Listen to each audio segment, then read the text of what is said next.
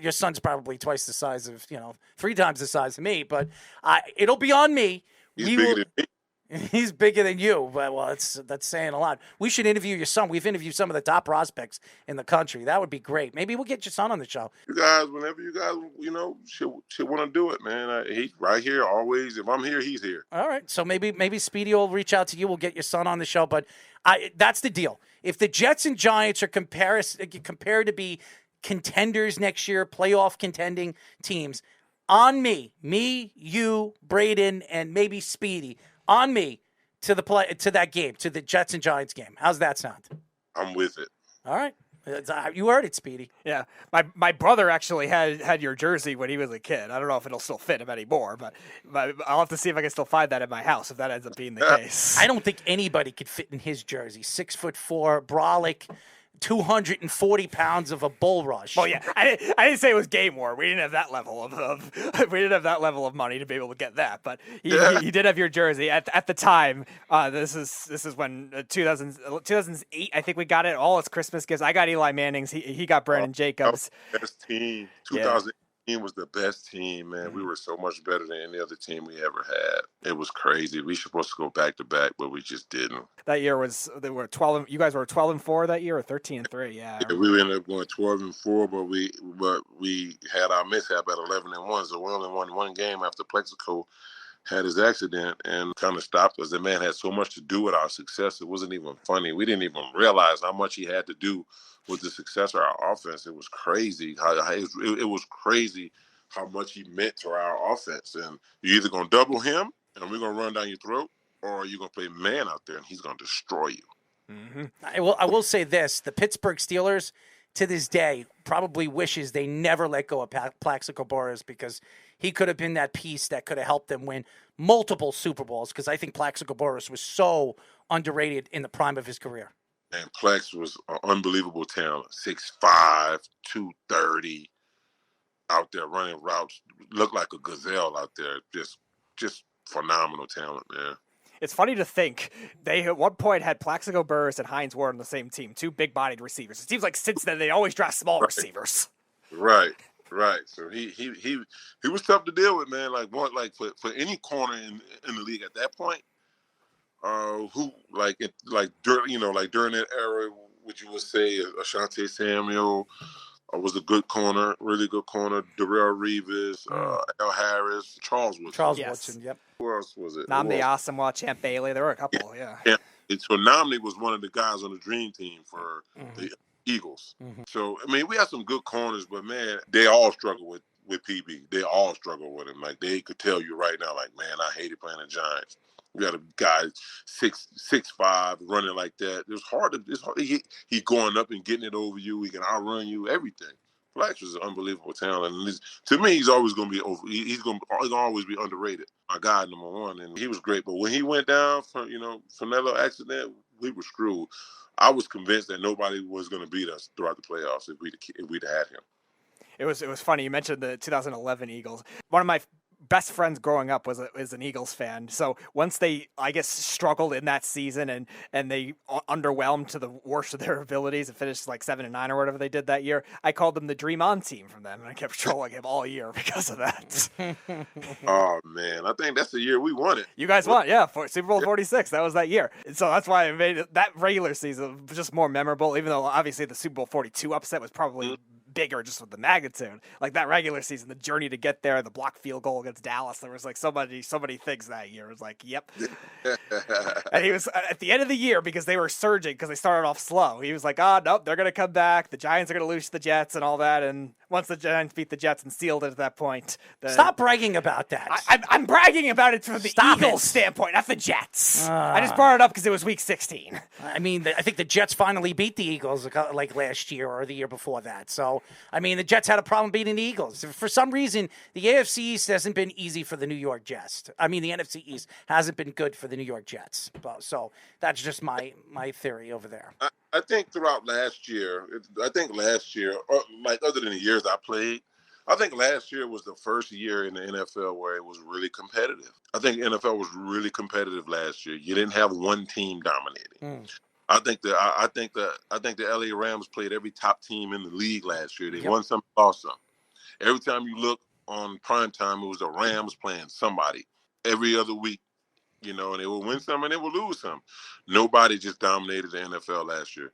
The NFL should be like that, where if you 4 to 5 losses, each team should have at least 5 losses throughout every year. It should be like that. And I think last year ended up being like that. I want to see another competitive year like last year. Yeah, the NFC West last year was like the NFC East when you played. Just so much good teams in that. You know, San Francisco, they just beat up on each other. I think Arizona went to a point where they was the number 1 team like in the league. Yeah, they were the last undefeated team. Division play got busted up by the Rams in San Francisco. They went beat the Rams. I'm like, boy, this is some good football. They swept the Rams in the regular season, and then they lost to them in the NFC Championship. They swept in the regular season, and then you never knew, you know, what you was going to get out of Seattle. Seattle can show up and be the best team in the league. You know, Seattle swept the Niners, and then the Niners swept the Rams. It was really competitive on the West Coast last year. So man, I'm really looking forward to see what this 2022 season has for us. I'm really looking forward to it. One more question for us before we let you go, because we really appreciate you joining us as long as you have. Who was the biggest talker on the field that you remember when you played the game? Biggest talker on the field. That's a good one. I would say me. I'm always say somebody in the NFC East because that's what I saw the most. Dawkins. That boy Dawkins was. Man, Dawkins will tell you everything, you know, but he will never cuss. He will never curse. He will never do any of that. It wouldn't be real. He always on you, always in your face, always has something to say. So he was probably the biggest trash talker. You know, he's probably the trash talker we had in our division anyway. We had Taba Ali on. And I forget who he said, because I asked him the same question. And Taba and me became really, really good friends. And we talk. He's in New Jersey right now. Shout out to Taba Ali. Dan Thomas from like Teaneck or something like that. Yeah, he's in New Jersey right now. He told me he hurt something. His leg started, his knee started giving out on him recently. We follow each other on Snapchat, and he told me, because we were going to meet up, and he told me he hasn't been feeling very well. He wanted me to come and see him when he came out here. He's been out here for a month, and he's going back to KC, but Taba actually is rapping and doing all the stuff right now and producing. He's doing a great job. He's a hardworking, dedicated person in the industry, and I one of these days somebody's going to give him an opportunity to really shine as well as he did in football. But he was telling me that, you know, I think he said Walter Jones. I think was it Walter Jones? I think so. Yeah. Yeah, Taba was telling us a little bit about his career and some of the guys, and we did mention you, and he told me that boy can hit. And you know, Taba is like I said, very well respected around the league and very smart and dedicated person to what he is doing off the field, and very dedicated in trying to help the sport grow. So shout out to Taba. Good guy, man. He's a good guy. You know, I played against him a couple of times, and we used to have this play called 136 and 137 knockdown, where I would go to the edge on 3-step drop. And the line would slide away from the end, and it'd be me and the end like one-on-one. So we had, you know, we definitely collided a few times. But, man, phenomenal talent, you know. I'm talking about giving tackles hell. Fast off the edge, strong. Like he was – I think he's probably one of the most underrated players of my era as well. Yeah, I think they definitely underrated. There's no question. Would have got to 100 sacks if he didn't have those injuries towards the end of his career. He had 89. Beast, right? He was a beast. He was a beast. Like we had to plan for him. Well, we really appreciate you joining us. Speedy's going to reach out to you. We're going to get your son on. We love interviewing some top young prospects. We've interviewed, what was it, 2 years ago? We interviewed the top 50 prospects that are now going into their second year of college football, and they're growing, and they're the next big superstars. Probably, I would say about 7 or 8 of them are going to be top 20, top 30 picks in the next 2 years. So we really enjoy interviewing some of the young prospects that are going, into college and eventually going into college and becoming the stars, either from their fathers. We've interviewed some guys that their fathers played in the league, and some of the guys that eventually moved on to the NFL and became pretty good players. So we really enjoyed the interview, Brandon, and we definitely want to get you on. And I'm going to hold up to my promise with you that if the Giants and the Jets are playoff contenders next year, me, you, your son, and Speedy on me to the game. So I have no problems doing that. Sounds like a plan to me. There you go. Ladies and gentlemen, we were just talking to Giants 2-time Super Bowl champion running back, Brandon Jacobs. Fantastic guy.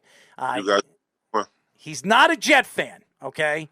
He hates the Jets and he hates the Cowboys. That so much is true, but we love him.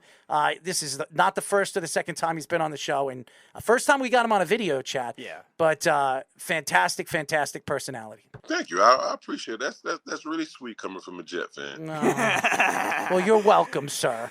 He's got to take the last shot. Just remember, I think I'm older than you, Brandon. You are by 2 months. I just researched it. He was born July 6th, 82. You're April 29th, 82. What were you going to say, Brandon? No, I'm just saying I just turned 40 on the 6th, so you're definitely older than me. My birthday was April, so I am your elder, man. So you have to be a little bit more nicer to me.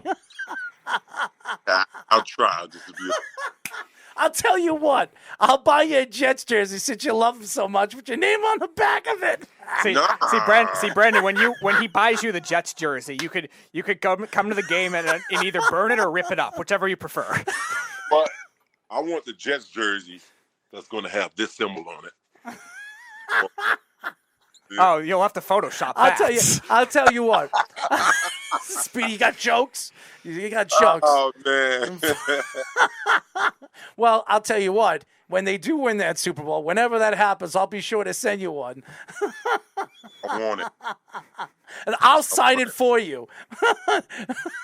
No, actually, I want that jersey, and then I want Ryan on the back of it for Coach for Rex Ryan. Oh God, please.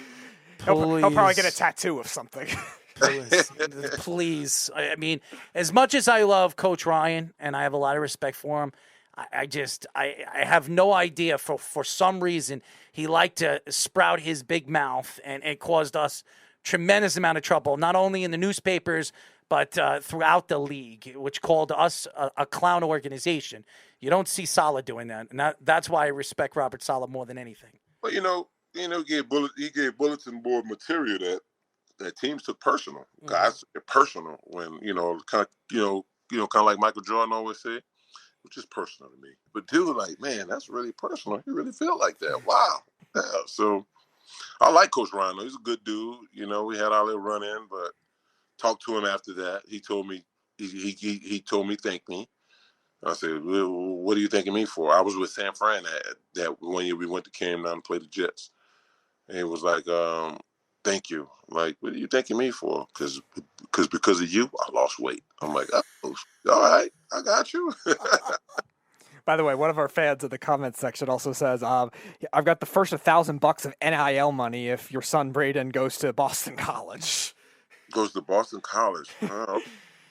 So we got that deal already then. So we got some NIL. $1,000. He needs more than that, man. Come on. We need more than that. Maybe 100,000. Jeff's got to give him 100,000. That sounds a little bit better. Yeah. Well, I can tell you this: he's smart enough to get in. That's all I care about. He's smart enough to get into Boston College. Well, I could tell you this. Thank God the players are starting to make some money. They should have been doing that a long time ago.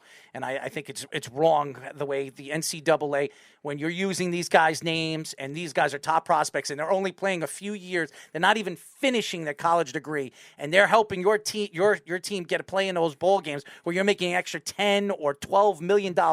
That's helping and opening opportunities for you to open up new libraries and new things that for your school. These players should have been making money a long, long time ago. So, well, they still aren't paid by the university, so they still keep all of their money coming from the local businesses in those towns where the schools are. Now of course it's worked by the schools, but the schools aren't giving any of these kids. They aren't giving any money to the kids. It's not, so you have a local business in the area that's going to pay a kid $500,000 or whatever it is. That's how it goes, man. So the school's still getting off pretty good. Good. Braylen will be taking care of you soon, Mr. Jacobs. Hey, man. Well, I'm still good for a good bit. I still should be good. I should make it to retirement. You're not retired yet? What are you doing over there? No, man, I should make it to where I get my retirement. I got you. Well, it doesn't hurt having a 6'6", almost 300-pound youngster who's 15 years old and looking to really spark his name up for not only for what his father has done, but for what he could do in the future. So we really appreciate you joining us, and we'll get Braylen on the show as well, and we'll talk to you soon, my friend. Guys, thanks for having me.